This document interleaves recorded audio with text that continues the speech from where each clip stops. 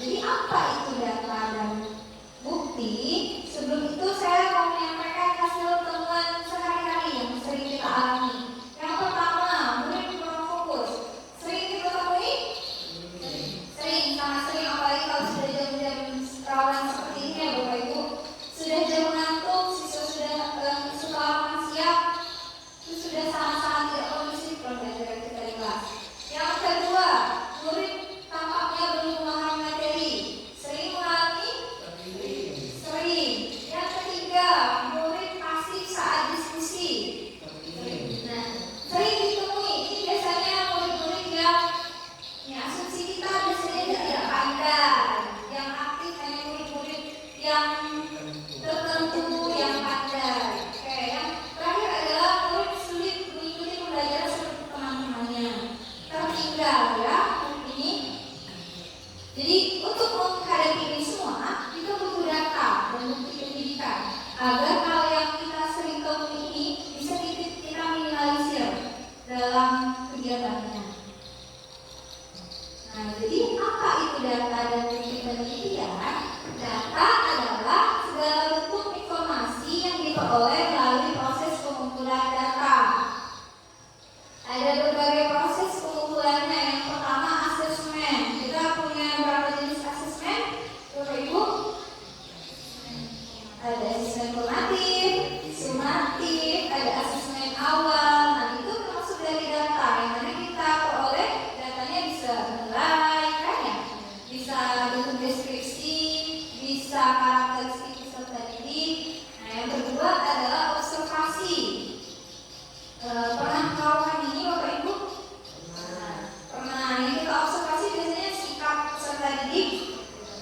Ya, jadi bisa kita jadikan bahan pertimbangan untuk nanti prosesnya kelas, pengisian rapor.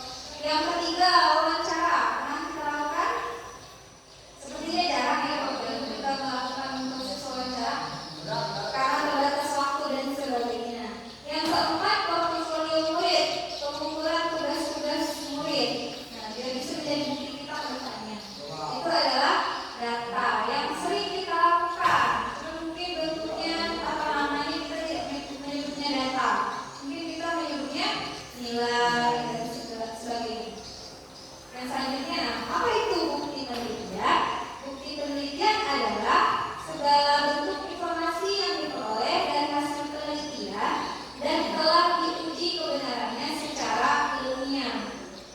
Jadi kalau data tadi kita lakukan sendiri, kalau bukti penelitian dilakukan oleh orang lain secara terstruktur dan adanya bukti kebenaran secara ilmiah. Ada 3 jenis di sini. Yang pertama adalah literatur penelitian, yang kedua bukti anekdot, dan yang ketiga adalah literatur abu-abu. Mungkin ini terdengar sedikit asing ya Bapak Ibu, padahal sebenarnya sering kita gunakan. Cuma istilahnya saja yang mungkin asing bagi kita, betul berbeda. Nah, kita akan bahas masing-masing dari bukti penelitian.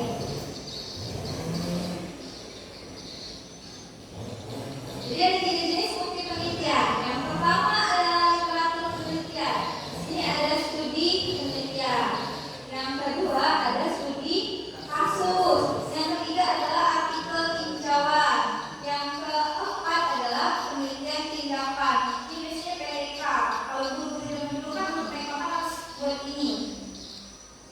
Yang kelima adalah tinjauan sistematis. Yang keenam adalah meta analisis. Tinjauan sistematis dan meta analisis ini adalah kumpulan dari beberapa penelitian yang digabungkan dalam satu bentuk penelitian yang kemudian seperti menyimpulkan berbagai penelitian. Kalau tinjauan sistematis, dia menyimpulkan beberapa penelitian itu dalam bentuk deskripsi. Kalau meta analisis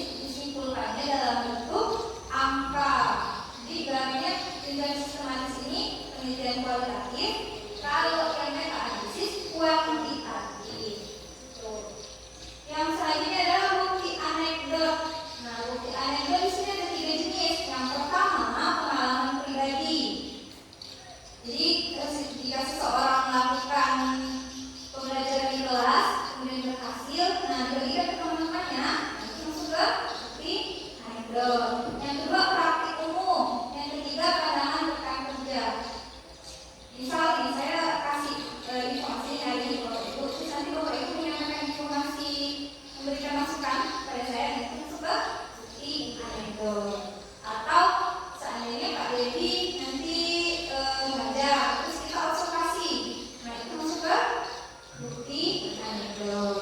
Yang selanjutnya adalah literatur abu-abu. Literatur abu-abu di sini ada buku. Kenapa buku masuk ke dalam literatur abu-abu? Karena tidak terbukti melalui penelitian. Jadi kan yang menulis buku ini belum tentu melakukan penelitian. Yang kedua laporan. Yang ketiga kebijakan. Yang keempat adalah blog atau situs web. Ini yang paling sering kita gunakan.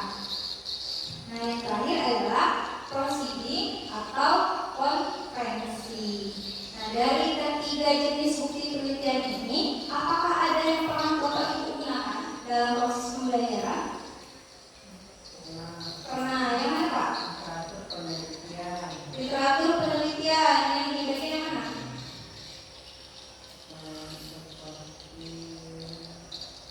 Tinjauan sistematis. Kayak tinjauan sistematis. Biasanya bentuknya jurnal ya Pak ya. Ada lagi literatur abu-abu sering tidak Pak?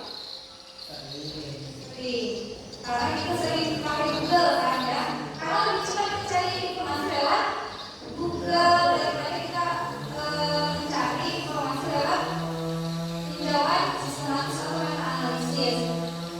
Menurut Bapak Ibu saya, dari ketiga jenis bukti penelitian ini, yang mana yang paling akurat informasi yang disampaikan?